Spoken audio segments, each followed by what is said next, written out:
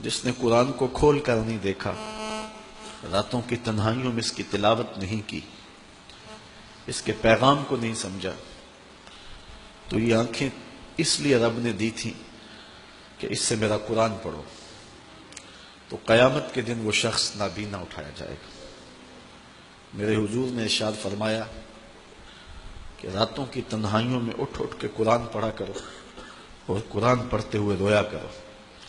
پھر کہا فَإِن لَمْ تَبْكُوا فَتَبَاكُوا، اگر رونا نہ آئے تو رونے کی کوشش کیا کرو۔ حضرت داتا گنج بخش علی حجویری سے ایک مرید نے پوچھا، حضرت اگر رونے کی کوشش کریں پھر بھی رونا نہ آئے؟ فرمایا مقدر پہ رویا کرو، اتنے سنگ دل ہو گئے ہو۔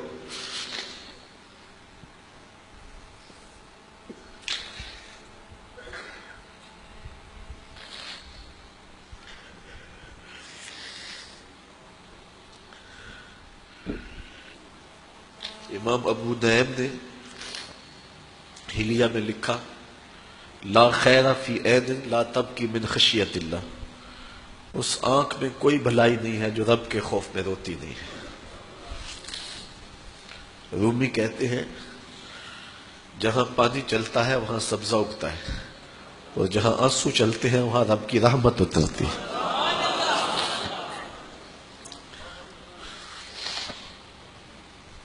تو کہا راتوں کی تنہائیوں میں اٹھ اٹھ کے قرآن پڑھا کرو، قرآن خود نور دیتا ہے، اس کی تلاوت کیا کرو۔ ایک حدیث ہے، جب میں نے پہلی بار پڑھی تھی تو میرے اوپر ایک کپ کپی طاری ہو گئی، اور وہ لمحے دوبارہ تو نہیں اس انداز سے مل سکے، لیکن جب بھی میں پڑھتا ہوں ایک حاض ملتا ہے۔ فرمایا قرآن یہ اللہ کی وہ لٹکتی ہوئی رسی ہے جس کا ایک سرا تمہارے ہاتھ میں ہے اور دوسرا سرا تمہارے رب کے ہاتھ میں۔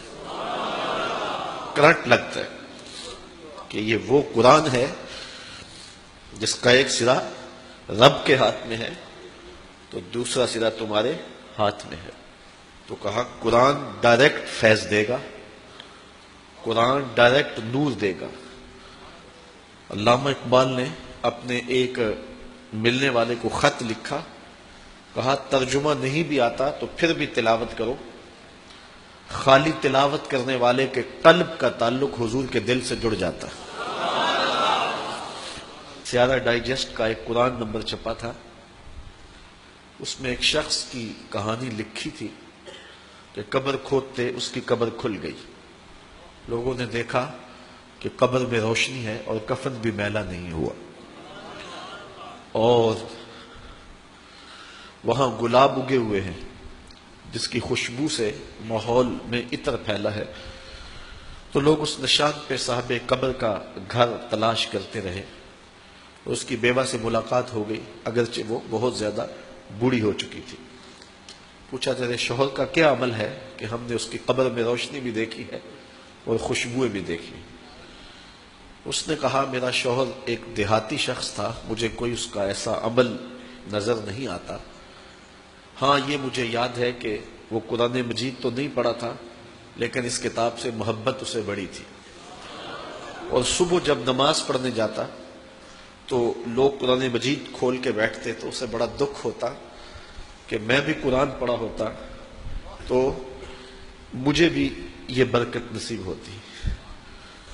اب گھر آتا تو اس کے قدم بوجھل ہوتے، گھر آ کے طاق پہ پڑے ہوئے قرآن مجید کے نسخے کو اٹھاتا اور کھولتا اور ایک ایک سطر پہ انگلی رکھتا اور کہتا مالک مجھے نہیں پتا یہ کیا لکھا ہے، لیکن جو لکھا ہے سچ لکھا ہے۔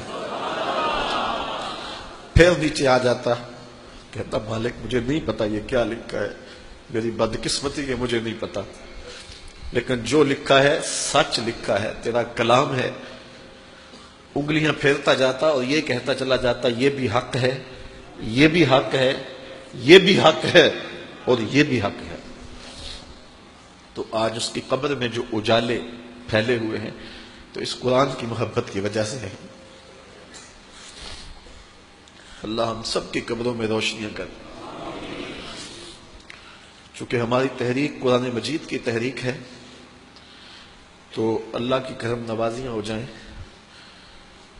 ہم اس کتاب کا حق تو ادا نہیں کر سکتے، لیکن نوکری تو اللہ نے ہمیں نصیب کر دی ہے. اللہ اس کتاب کی برکتیں ہمیں نصیب کرے.